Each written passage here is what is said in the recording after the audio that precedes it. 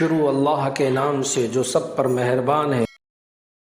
حضرت ابی بن کعب رضی اللہ تعالیٰ عنہ سے منقول ہے کہ رسول اللہ صلی اللہ علیہ وسلم نے فرمایا، اللہ تعالیٰ نے تورات اور انجیل میں سورہ فاتحہ جیسی کوئی سورت نہیں اتاری، اور یہ 7 آیتیں ہیں جو بار بار دہرائی جاتی ہیں۔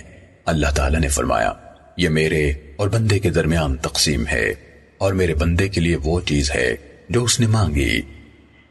سنن نسائی حدیث نمبر 915۔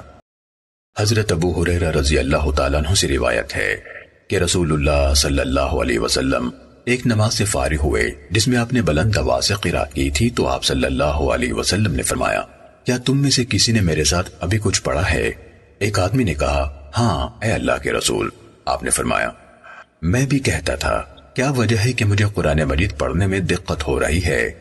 اس یعنی امام زہری نے کہا، تو جب انہوں نے آپ کی یہ بات سنی اس کے بعد وہ اس نماز میں قرات کرنے سے رک گئے جس میں رسول اللہ صلی اللہ علیہ وسلم بلند آواز سے قرات کرتے تھے۔ سنن نسائی حدیث نمبر 920۔ حضرت ابن ابی اوفا رضی اللہ تعالیٰ عنہ سے روایت ہے کہ ایک آدمی نبی صلی اللہ علیہ وسلم کے پاس حاضر ہوا اور کہنے لگا، میں قرآن مجید یاد نہیں کر سکتا، مجھے کوئی ایسی چیز سکھا دیجئے جو مجھے قرآن مجید کی جگہ کفایت کر سکے۔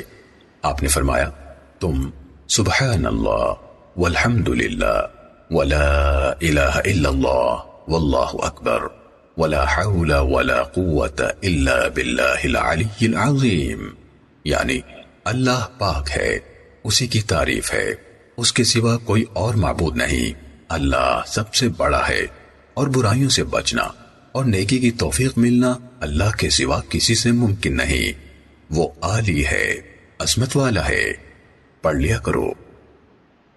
سنن نسائی حدیث نمبر 925۔ اللہ تعالیٰ ہمیں ان احادیث مبارکہ پر عمل کرنے اور اپنی زندگیوں کو سنوارنے کی توفیق عطا فرمائے۔